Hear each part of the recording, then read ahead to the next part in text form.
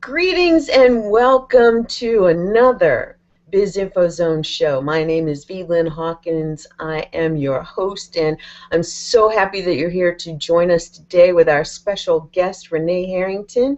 You are in the BIZ Info Zone where you can get the information, the tools, tips, strategies, and more for the savvy social entrepreneur to express your purpose, plan your next moves, and increase your profits.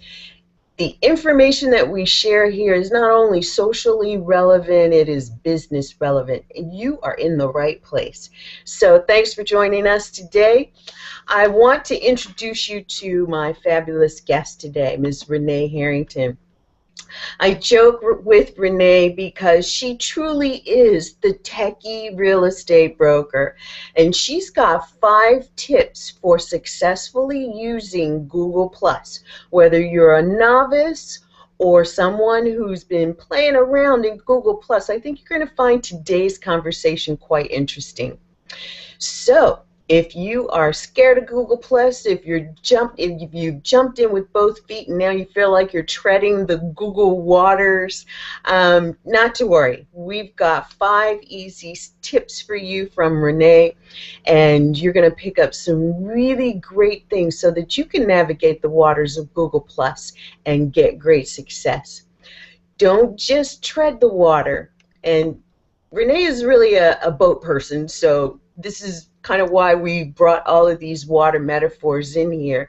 And if you're like me and you love to swim, treading is not what I like to do.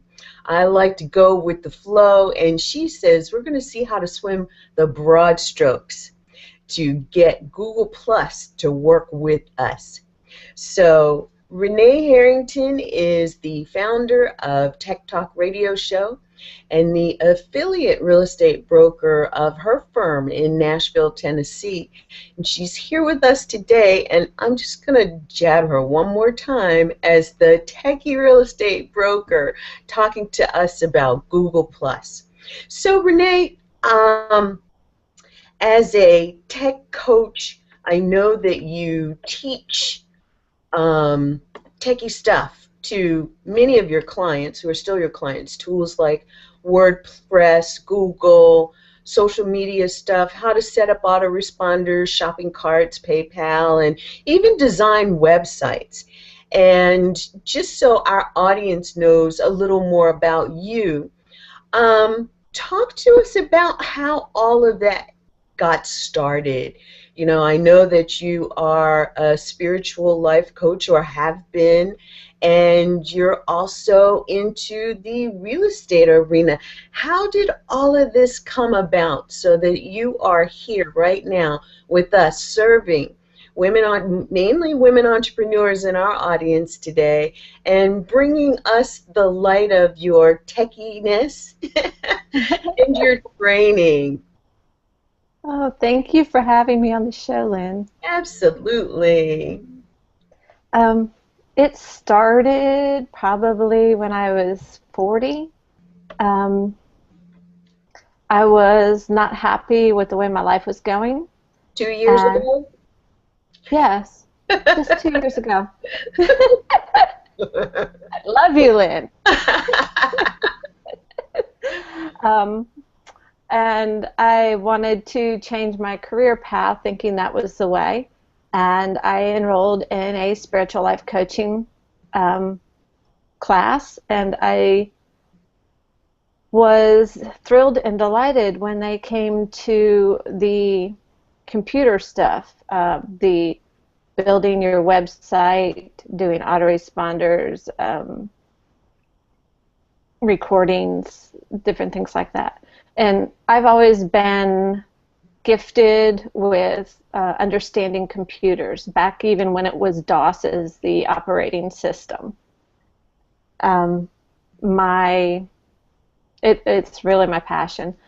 And I was working in a real estate office back then. And let's see.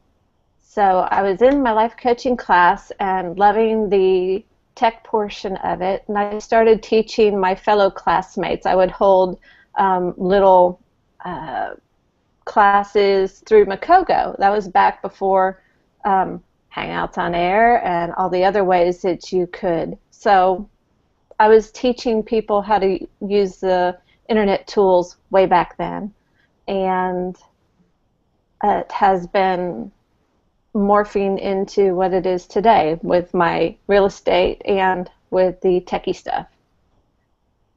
That is great. I have a much better picture now of how you moved through this stuff. I always wondered whether or not you'd started techie first or real estate, and now really understanding how all three of these came into alignment for you that's really a great story. I love it. Thank you. You know, you and I have been friends and acquaintances for, gosh, a little over a year now. Yes. And I have been able to really see the strength of both of those areas of the techie stuff and the real estate stuff. And your spiritual life coaching is something new for me as I'm seeing it now. Talk a little bit, if you would, about how that has helped you in doing your training, both on the tech side as well as in your real estate, because I know that in the position that you are now and have been, you've had an opportunity to do some real estate training as well, right? Oh, yes. Yes. I think that the spiritual side helps me to have patience and a calmness that people are attracted to, and an acceptance of people and where they're at. So people are attracted to that, and I think they find it very comforting when they go on different levels and explain things in a way that they can understand. And if they don't understand it the first time, I'll explain it 5 or 10 times so they get it in different ways. And that works for real estate transactions as well. Did that answer your question? It did. It did. Your grounding spiritually really allows you the opportunity to get through to your students, and I appreciate that.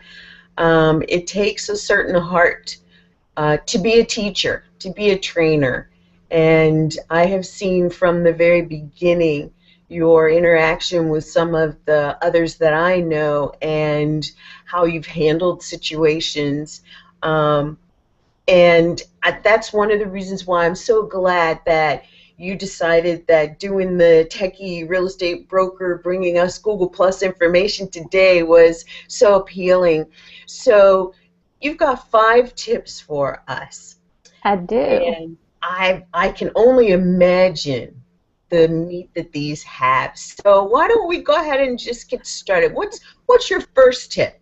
You know, I'm a huge user of Google Plus, and I by no means know everything that I think that I could. Not to mention, I know that there is so much more that I want to get from using Google Plus. So what's your first tip? My first tip is really about Google. Google loves Google. Google doesn't love anybody more than it loves Google. So my tip is to embrace it, all of it. Google Mail, Google Events, Google Hangouts, Google Plus, Google Analytics, Google Webmaster Tools, Google Drive. It used to be Google Docs. It's Google Drive now. And I talk with my hands. I'm sorry. That's okay. Use as many apps as you can. Google sees everything you do with Google because your one username and password goes to all your accounts. And so the more you use it, the more Google likes you. So use as many Google apps as you can, and especially Google Plus. Google Plus will help you get your stuff ranked faster, and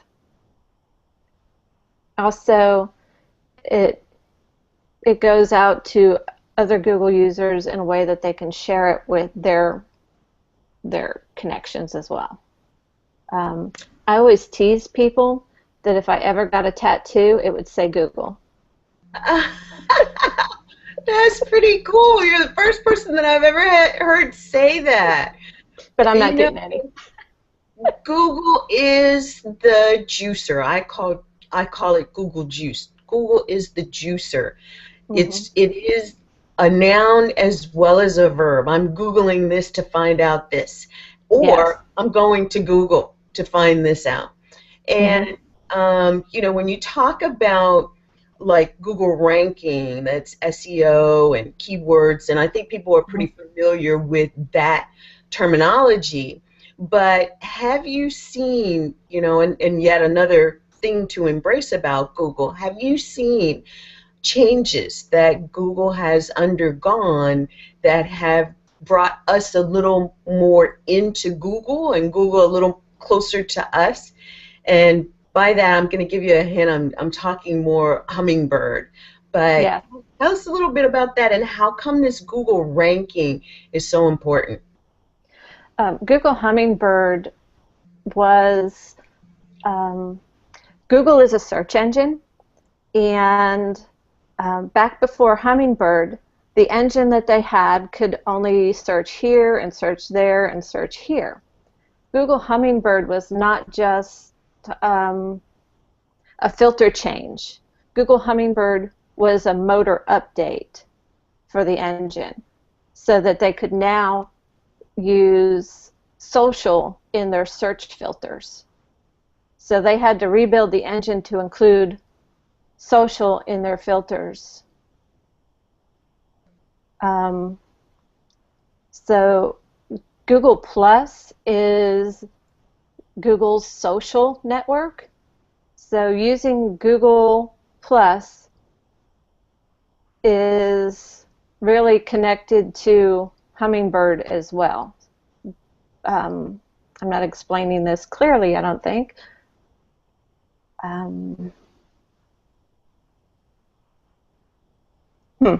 Okay, so the social part of Hummingbird also works with Twitter and Facebook, sort of, because Twitter and Facebook are closed networks. They don't give Google access to their information, so you really only see it in, like, when somebody likes a page that is the little like buttons on like blog pages. Mm-hmm. Google can see that. They can't see inside of Facebook.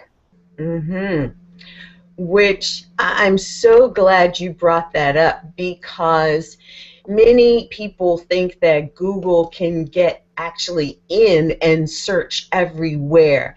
Mm-hmm. And that's true, but only to a certain extent. Yes. Maybe they can get to like the front door to the side panel window to look in, but they can't really get inside to have their bots roam around. And so when we think, or we thought, that we were actually doing ourselves the favor of keywords and the like for SEO ranking, it was still the same issue. Google could only go so far in order to see what it was that we were doing, and that's the reason why the real heavy hitter players were getting the most recognition, so to speak. Mm-hmm. And now with Hummingbird, it's my understanding that there's one additional element that comes in, and you actually hit on it.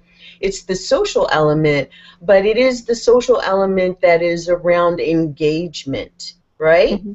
Yes. And tell us a little bit more about what you see as the advantages of engagement. When people engage with your posts or comments or whatever you have, it's in Google's eyes, the more engagement you have, the more of an authority you are. And Google likes authorities. Perfect, perfect. That is really, so you've actually said embrace Google. For Yes. all of Google's platforms, they all talk to each other, and if you're playing in all of their playgrounds, Mm-hmm. then you are where Google can find you, so that when somebody is searching for something and they look it up, they do their Google, they Mm-hmm. can find you, and that's what builds business. I love that aspect. Mm-hmm. So I've written that down, and you're going to see me on occasion holding up these little cards, and the first one will say number one tip will be embrace Google. What's number two? uh, it's a party. Don't be a pooper. I love it. I love it. Uh, be nice. Um, be helpful.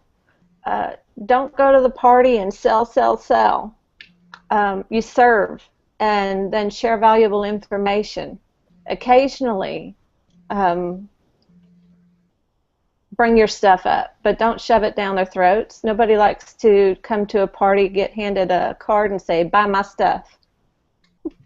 Right. You're right. Don't talk religion or politics unless that's your niche. Um, my in my experience, when people get on their political or religious soapbox, um, it's a big turnoff, and I unfriend them if they get too out of control. Don't be afraid to unfriend. And how do you do that on Google Plus? You go to their profile, and it says whether you're a friend or not, and then you just click on it, and you can unfriend them there. Fabulous. Remove them from your circle. Okay. Okay. Okay. I like that. It's a party. Don't be a pooper. And the whole thing about sharing value, you know, there are so many of us who look at social media as the means of messaging, and the Mm-hmm. message being, I've got this, I've got that, I've got the other. You know, I felt guilty of that at one Mm-hmm. point until I learned some of these principles. So I'm really glad that you're bringing this up for us, because it is important to share value, to extend yourself as far as that's concerned. Nobody's asking you to give away the farm. Right. Certainly in the engagement, you can ask a question. When you get a response, respond to the response. Find people who are having conversations about what it is that you're interested in, the work that you do, and even engage in those communities. Mm-hmm. Um, how else? Give us another couple of ways how you can also not be a party pooper. That's really in my next tip, was share. Okay. Share. Um, share other people's posts. If you find value in it, share it. And when you share it, plus the original author, and thank them for such great content. And that way, number one, if that person is a mentor, an idol, somebody you respect, when you plus them and thank them, you'll get noticed by them. And what's the value in getting noticed? I guess it all depends on the person that you want their attention. If it's somebody who you respect and is in the same niche as you, you develop a relationship with that person. If it's somebody in a niche that serves the same people as you do, and you want to connect with that person to become an affiliate, that person will notice you. And they feel good that you're sharing their information, so you get a little juice. Ah, I love that. And to think about the way that you get noticed by others is by sharing. There's so many beautiful graphics. Oh, I love it. It's I think incredible. Google Plus is the combination of Facebook and Pinterest, Yes. because the things that are available to just share. It's not like you have to come up with your own creations all the time. There is so Right. much to share, and I love that aspect. Not to mention the fact that in your sharing, your circles, your extended circles, your and public circles will Mm-hmm. see how engaged you actually are. Mm-hmm. That's great. Yeah. I follow a lot of photographers just because I love the images. Google Enhance is cool, which is where Google um, will enhance your image that you post. And that's pretty new, isn't it? Yes. Now, I haven't actually had the opportunity to do anything with Google Enhance. So if there was someone like me who wanted to check it out and check it out with ease and do Mm-hmm. something with ease, how would I go about doing that? Um, I use Picasa, which is Google's free photo editing managing tool. And when you use that, it will allow you to store your images on Google Plus for free. And if you do it a certain size, all of them are free. So if you don't save them in the original size and use the suggested size, it uploads and saves all your images on your computer. And when you do that, if you have a stream of pictures that are like, I took a bunch of pictures of myself trying to get a good one, and it saw that it was a series of photos. So it shows me looking at it like this and looking at licks and this and this and this and this. So it made a GIF out of those pictures. And so it goes like this, this, this, this, this, and this. Okay. um, Okay. so I didn't have to do a thing except for let Google save my pictures for me, and it did it. That's So great. how easy is that?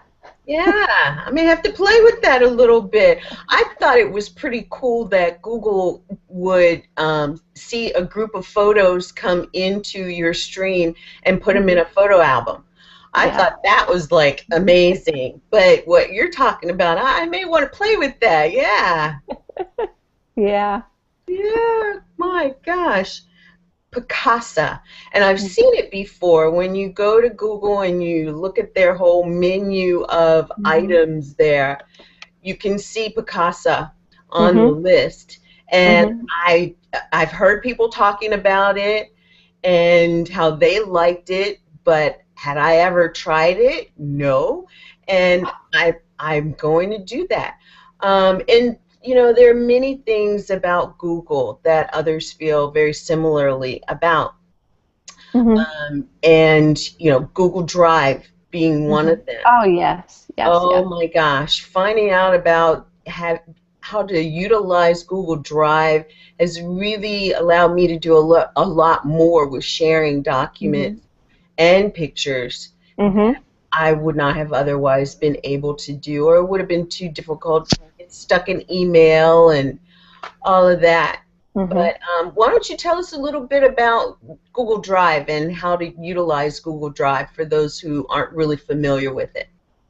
Google Drive is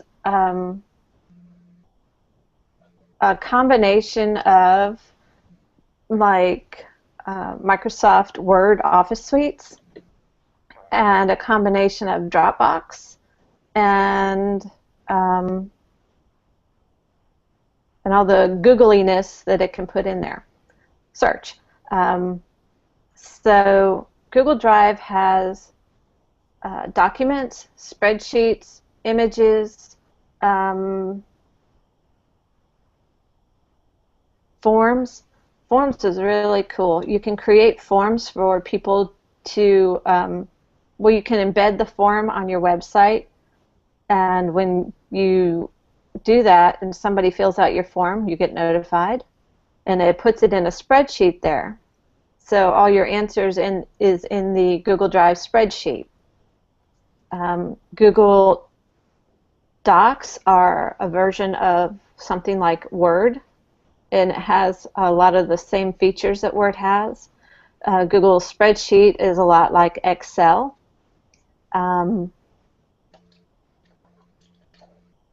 And if you create something in a Google Doc or any of the Google stuff, you can share them. You can share them with one person, you can share them with a group, you can make it shareable to anybody who has a link.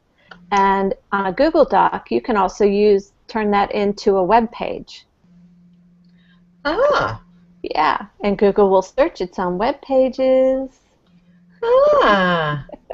So I know that in sharing through Google Docs, if you update a document, once you finish with your update, the document is saved so that anyone else in that sharing group that goes to that document will see the updated version.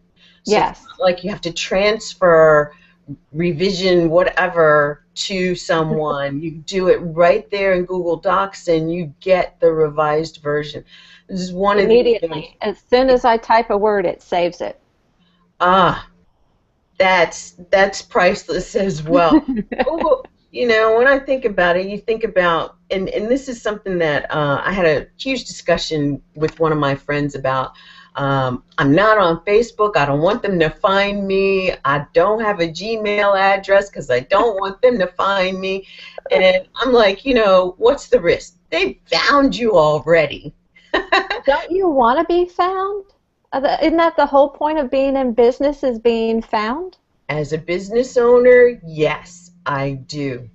I want to be found, and I want to be easily found. Yes. So, yeah. And, you know, I just go back to this. I'm going to do a little recap here. You talked about the first tip being embrace Google. And everything that we've talked about so far really points to reasons why embracing Google are so powerful, especially for the business owner. And then I loved what you said about tip number 2. It's a party. Don't be a pooper. Join the party. Who doesn't like a party? And then I know. Number 3, share.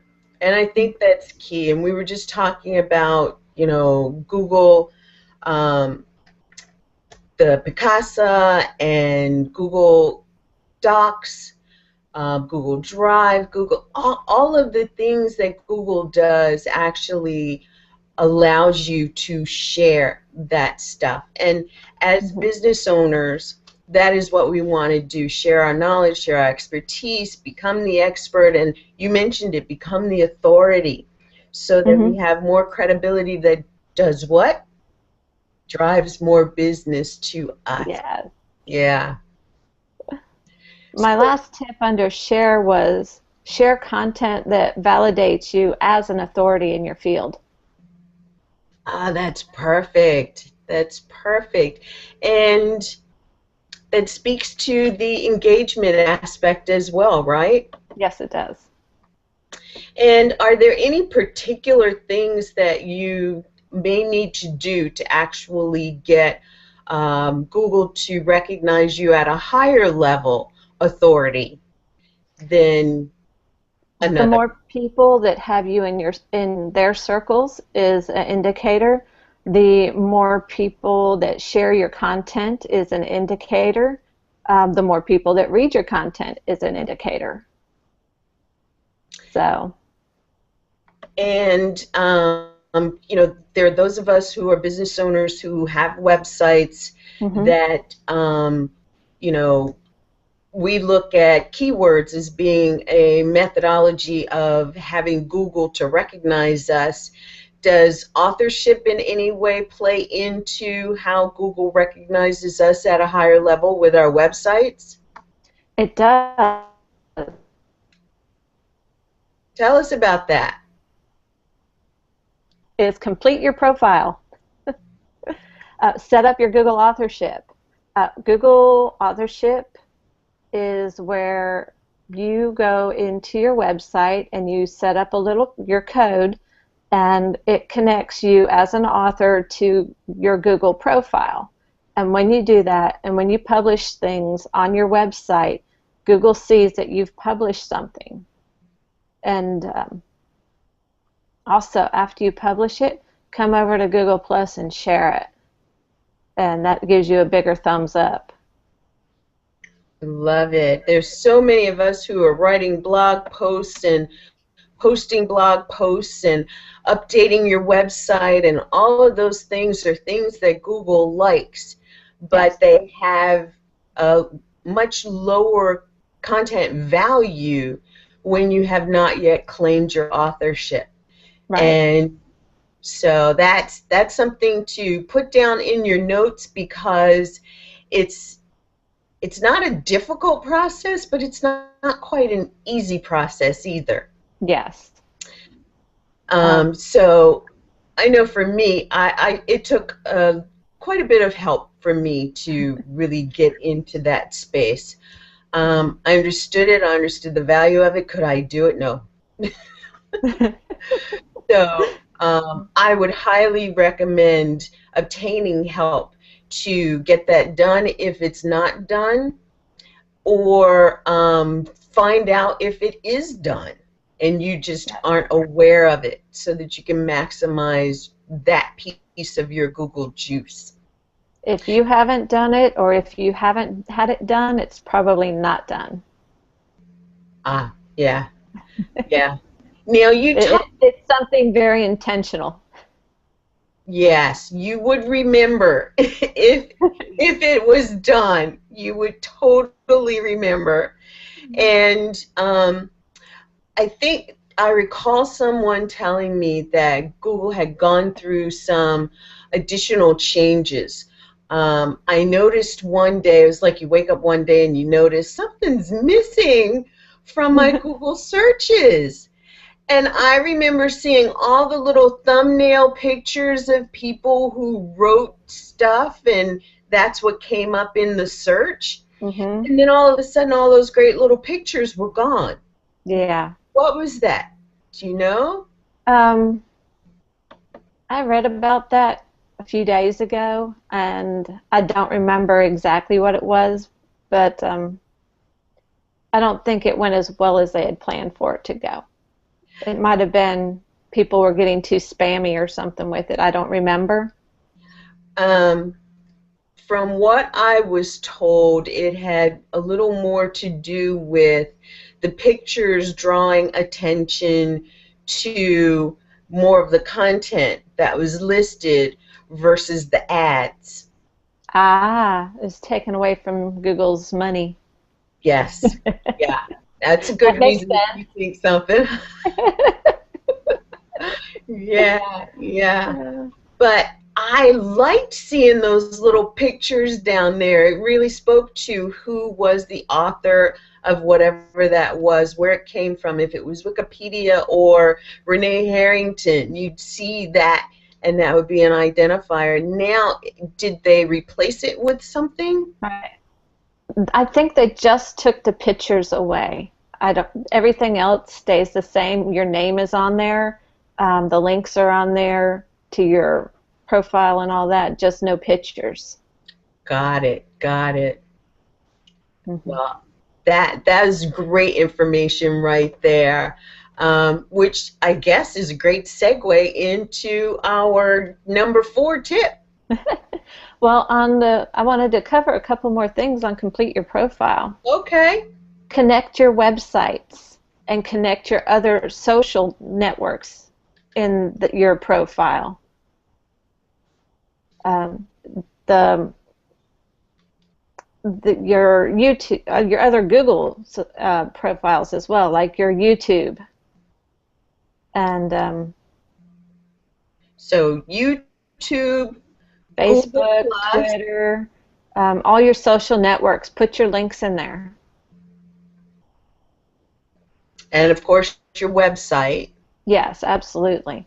You need to have your website in there to get your authorship set up properly. Say that again. You need to have your website in there to get your authorship set up properly. Great, great. Mm-hmm. And I know that they have, or most websites, especially WordPress, Mm-hmm. has the little app packages that you can put the little icons on the website and connect those. And most of the newer websites I'm hearing actually have that included, so that it automatically will ask you for what those links are, and they'll automatically populate. But I guess I haven't really come into all of the 21st or the 22nd century yet. And I actually did make sure that I had what do you call it, a widget or a plugin. That's what it is. Mm-hmm. I had a plugin that allowed me the social media icons, and I could just put in my information for each of the links. And Yeah. I actually started seeing some different results in Google searches because of that. Mm-hmm. So thank you for that one. Get your profiles done and make sure that your website actually has all of those links and your profile on all of those pages. Yes. And okay, what else can we talk about for profiles? I know now, yes, there's a question. Profiles. Talk to us about the importance of consistency in the profiles. Yes. Through all your social networks, you want to have maybe a little difference between them, but you want to have consistent, because that is your branding. So what I do is I create a page and I put a Google Doc page, and I have all my information on there, so I can just copy and paste it into each one of them. So you set up all the information in one spot, and then you copy and paste it. That way you have a bird's eye view of seeing the fact that the information is similar, not exactly the same, but you are consistent in the story that you're telling about your branding. That's great. Yes. Thank you. You're welcome. Okay, are we ready for tip number 4 now? Sure. Cool. Get some style. Ah. In Google Plus, when you post, you can add style and formatting. Bold, italic, strike through, with the words that you want to bold, put an asterisk on each end. So put an asterisk, this is the sentence, and then another asterisk, and that will bold it. For italics, you get an underscore, your little sentence, and another underscore, and that will make them italic. And then if you want to do a strike through, I don't care much for strike throughs, but it's an option. I hate to negate anything. You would do a hyphen, then your sentence, and another hyphen, and that will strike through all the words in between. You can do bold italic, so you can do underscore asterisk your sentence, asterisk underscore, and that will make everything in between bold italic. To do a numbered list, you would do asterisk, the number 1, a period, and an asterisk, and that would make number 1. Then the next line down, you would do asterisk, number 2, period, and asterisk, and that would make number 2, and you go on down until you're done with your numbered list. So do the numbering again. That was the only one I couldn't draw a picture for. Okay. So an asterisk, the number 1, a period, and another asterisk. Okay. Okay. So it's And like then folding, but will it automatically do the next number for you, or you have to yes, manually? you Okay, do the next okay, number, but okay, it will make it look like a numbered list. okay. Oh, cool. Yeah. Um, you can do a bulleted list. I don't remember how to do that. So it's an option, but I don't have the answer right now. I Okay, can Google it for you. okay. Ah, And when you want to share a link, and this goes for web pages as well, put http://, and then when it gets, and then your link, and whatever comes after the http:// becomes clickable when it's posted. So that way people don't have to copy and paste. The less actions people have to take, the more apt they are to take action. If you make it easy for them, they'll more than likely take action than not, if they want, if that's an option for them. I like that. And use hashtags. Um, hashtags on Twitter are for Twitter for trending. When you use hashtags on Google Plus, it is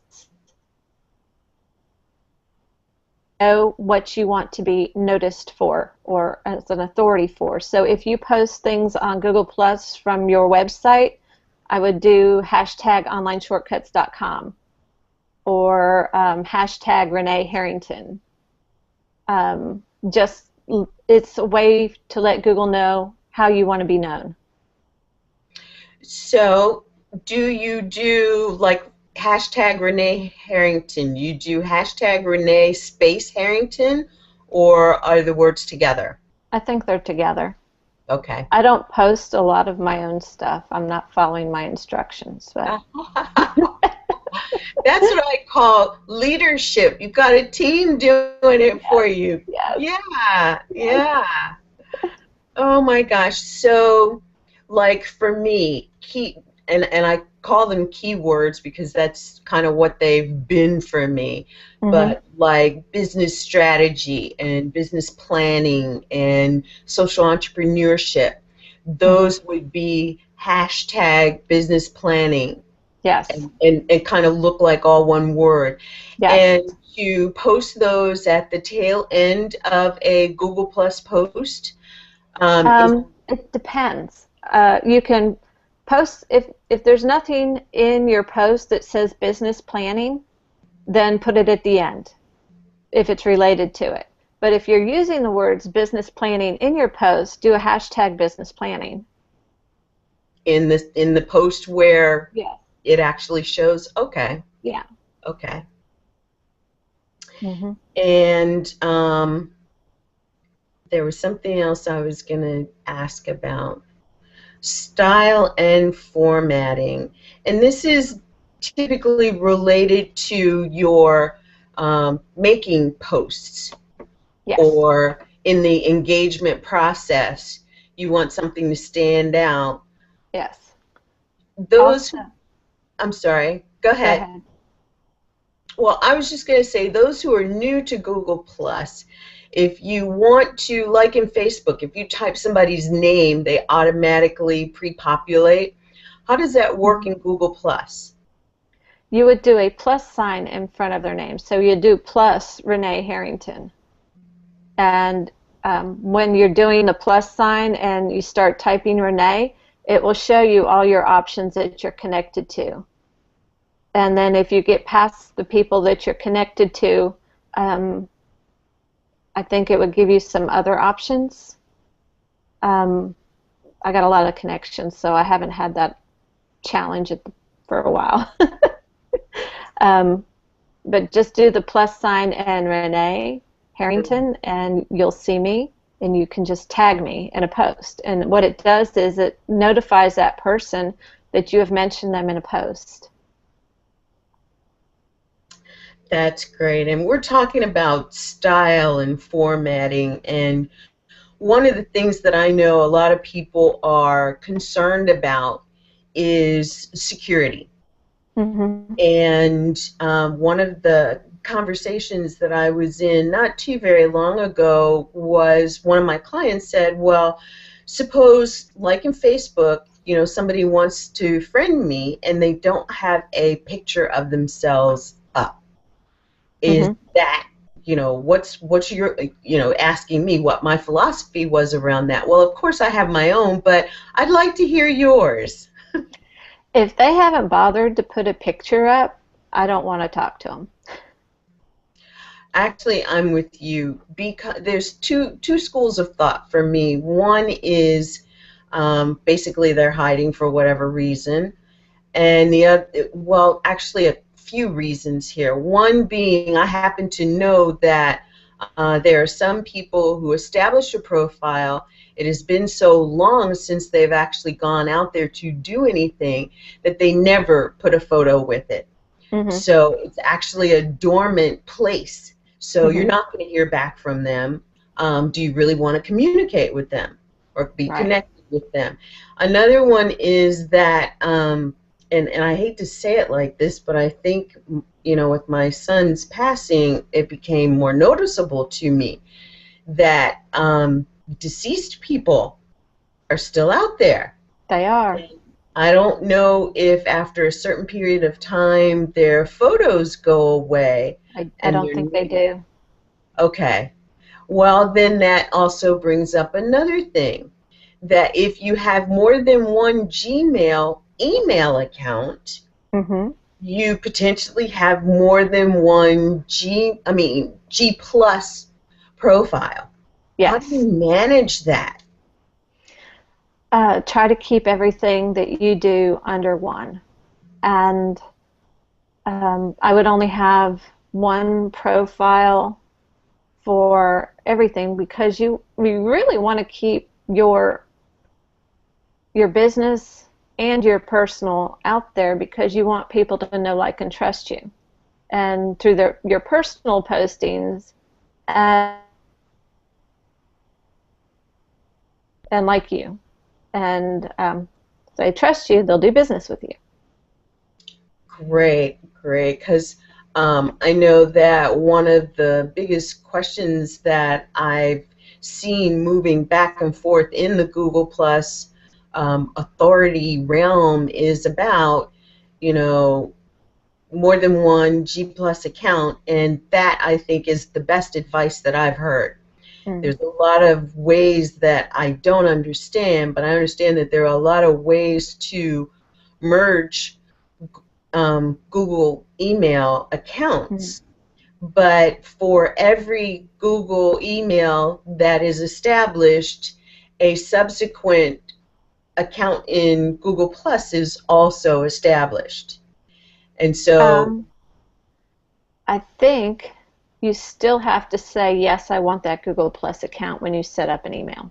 okay, that's Mm. good to know. Good to know for those who are still, I don't want to be in Google, I don't want a Gmail account, to know that you can restrict what's happening in Google if that's what you choose to do. As a business owner, I know that there are a Yeah. lot of complications that come about by having too many Gmail email accounts. So you do want to kind of think Mm. about your strategy there and Yes. manage that because it can get out of hand. On the email side, there is a way that Google allows you to connect your emails. So on the top right-hand side where your picture is, you can go and add an account. And when you add an account, your main one will be there at the top, and then the other ones will be available to you to click on. When you click on your image, you'll see the other accounts that you've added, so you can switch back and forth between them. That way you don't have to log out and log back in just to check your email on another account. But what I do is I just have all my other accounts forwarded to my one account so that I don't have to go look. That, I think, is a huge, incredibly huge strategy for managing all of the email that we get. And, as I think about email, I got this burning question to ask as well. I have been very, very lax in deleting email. Mm-hmm.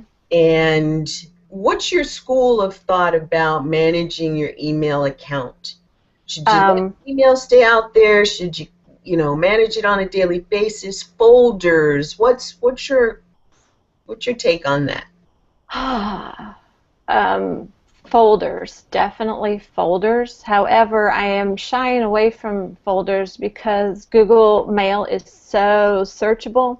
If you know what you're looking for, so if I wanted to pull up all the emails from Lynn Hawkins, all I got to do is type Lynn Hawkins in there and all your emails come up. So I don't really need a folder for Lynn.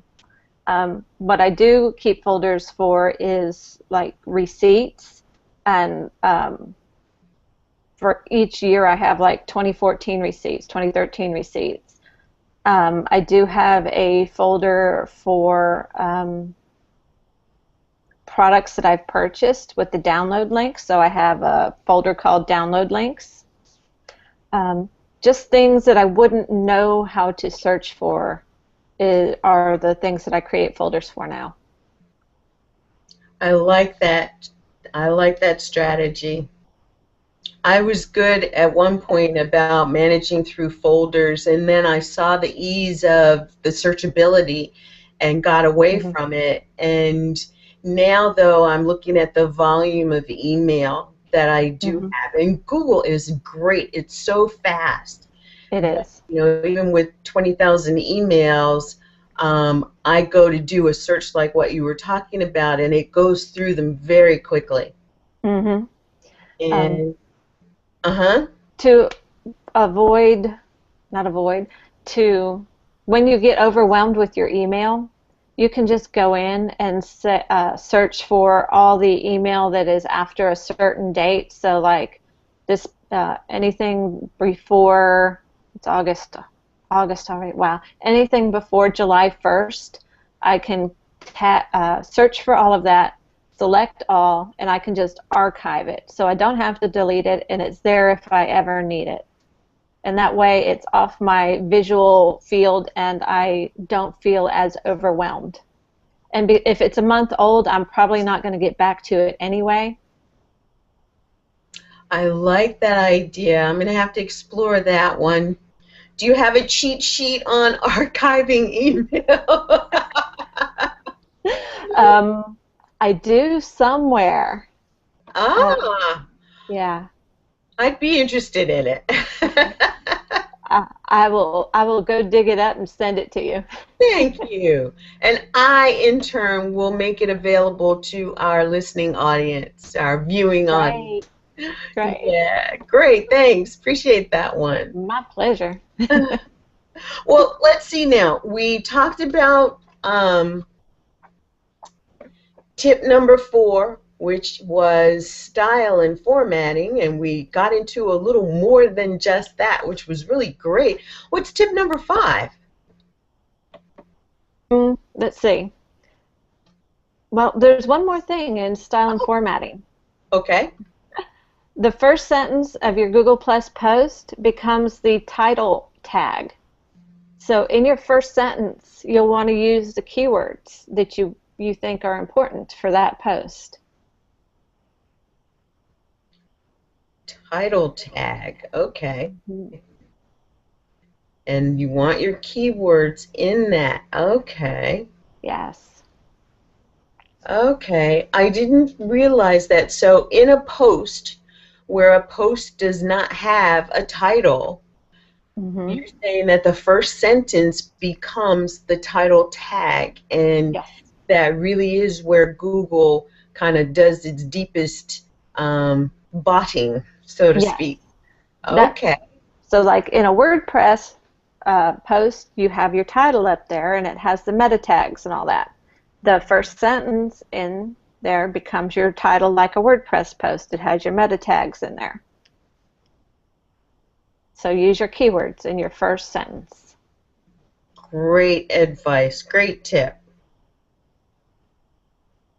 Okay. So are we ready for tip number 5 now? Yes. Cool. There's a cool place website called circlecount.com. CIRCLECOUNT.com. You can go up, put your profile URL in the search bar there, and it can tell you what your profile shows up as. And it lets you better understand how Google sees your profile. So like on my profile, in the United States, I am ranked as 14,772. And my gender rank is 5,238. So in the whole United States, only 5,238 women are ahead of me. That is great statistically. Mm-hmm. Because I happen to know that there are millions in that count. Yes. So, wow. And okay, so circlecount.com is a place that actually will track the growth of your circles, the growth of the number of people following you and that have been added to your circles, right? Mm-hmm. It shows you how many followers you have, how many people are following you, how many times you've been viewed. It shows your growth history. It shows events that you've been to, and how many guests were in those events. It shows how many circles that you've been shared in. So knowing your metrics is a good thing.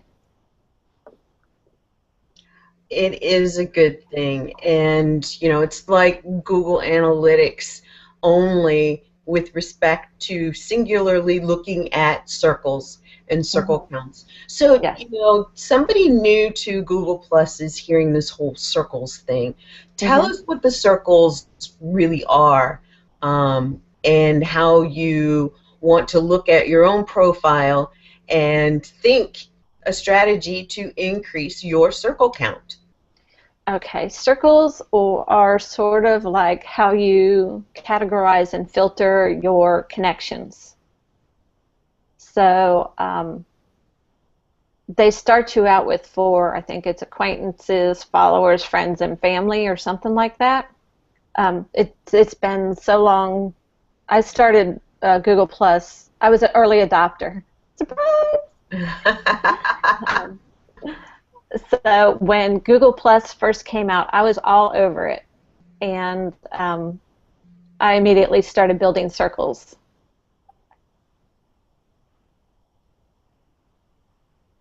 Groups that I'm in, I have a circle for that, like different coaching people. So everybody that I'm connected to within that coaching group, I put in a circle so that I can easily send them a message or tag that circle. Or share something with that circle. I have people that are internet marketers. I put them all in a circle so that I can go through that circle and see what they're talking about. I have a circle for photographers so I can go get my fix of beautiful images.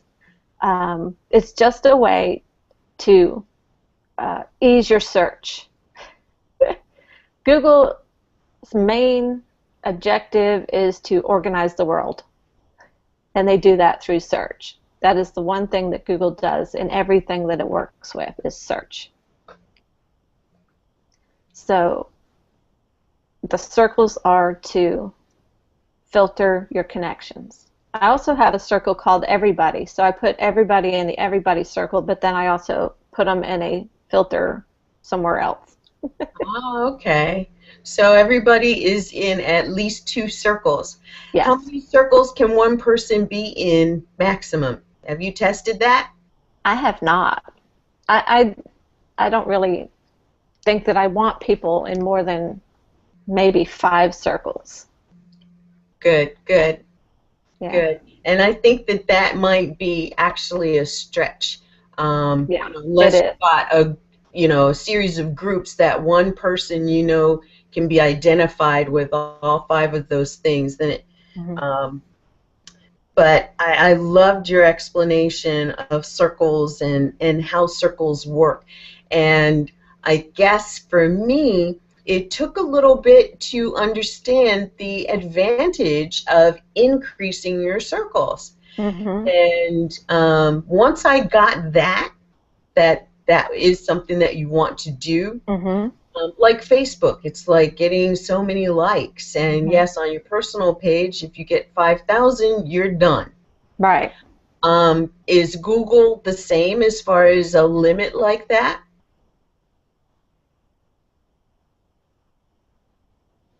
As other people want to put me in, but I can only have 5,000 in my circles. So millions of people can put you in circles. They can Yes. follow you, which allows them to put you in a circle, but you can only have a maximum of 5,000 people in Right. circles. And businesses.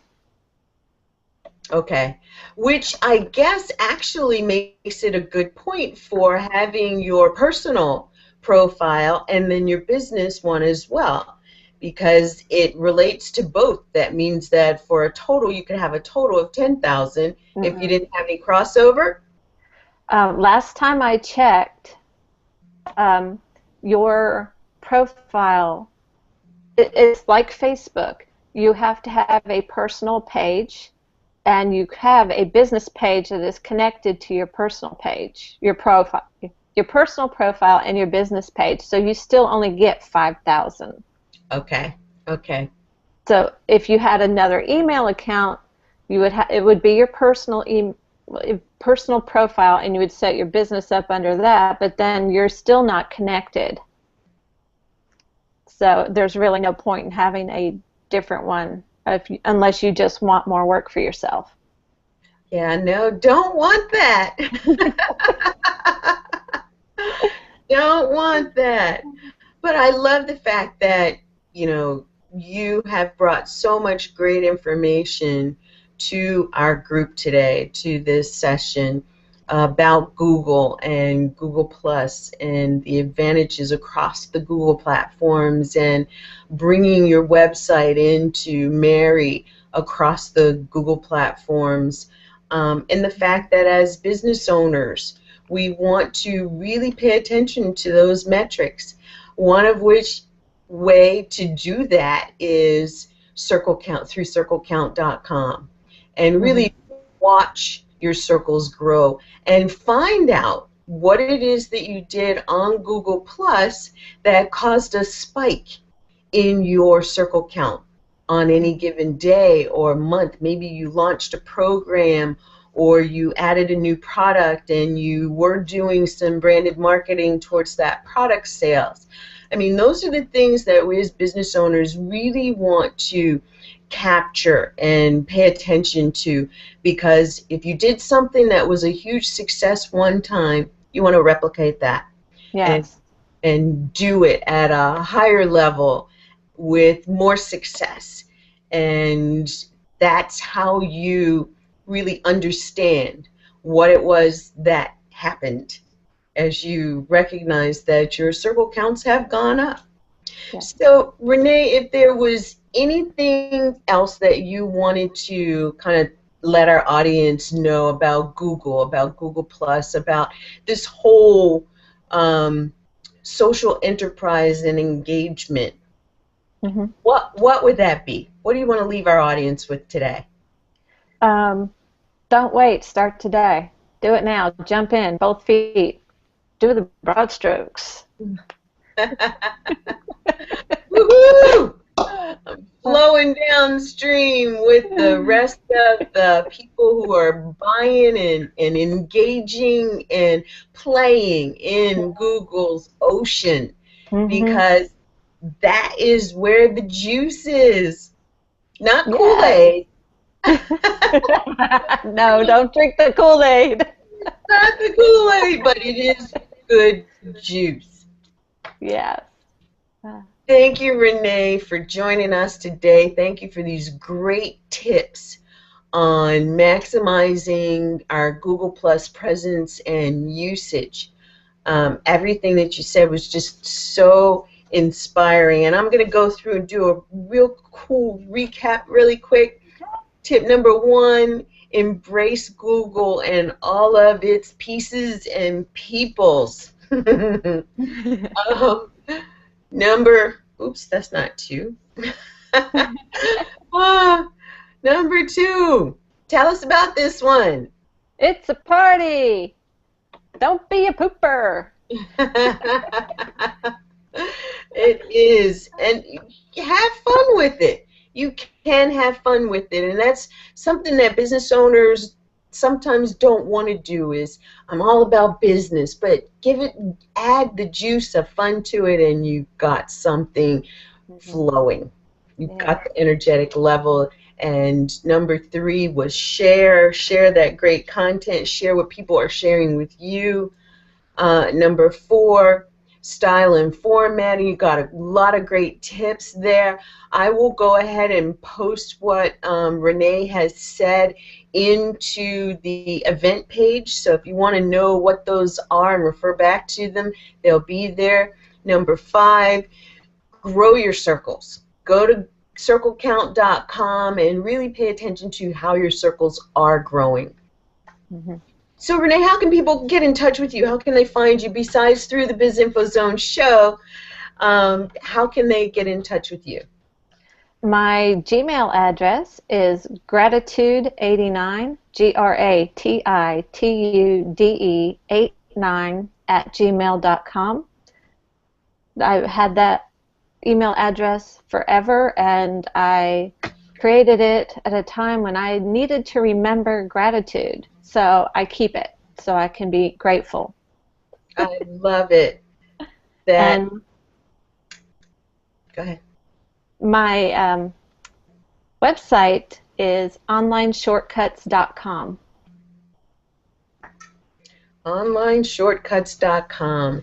And did you have something besides this wonderful list of formatting tips that I'm going to share with the audience? Did you have something else that you wanted to bring to our audience or invite our audience to join you in? I don't, but I'm going to send you that list of search criteria for your email. Fabulous! And as my friend Renee likes to say, that is just fabulous. Fabulous. I love it. Thank you, Renee. Thank you for being such a wonderful guest today with such great information. I will look forward to getting that to post to the group and to post on the BIZ Info Zone page as a gift from you. And I want to remind our audience to join us every Thursday between 2 and 3 p.m. You can go to search the Google Plus events for the BIZ Info Zone show, and you'll be able to find the latest show that's coming up, as well as the show that just happened.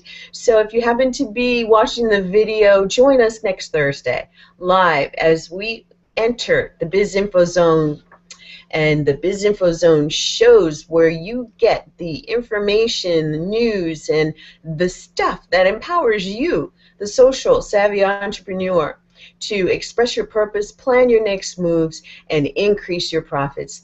Thanks for joining us today. Thank you to our guest, Renee Harrington. Thank you to all of you who've joined us today, and we'll see the video replay. My name is V. Lynn Hawkins. I'm your host, and I'm just so excited that you're part of the BIZ Info Zone. Until next time, have a wonderful week, and we'll see you next week. Bye.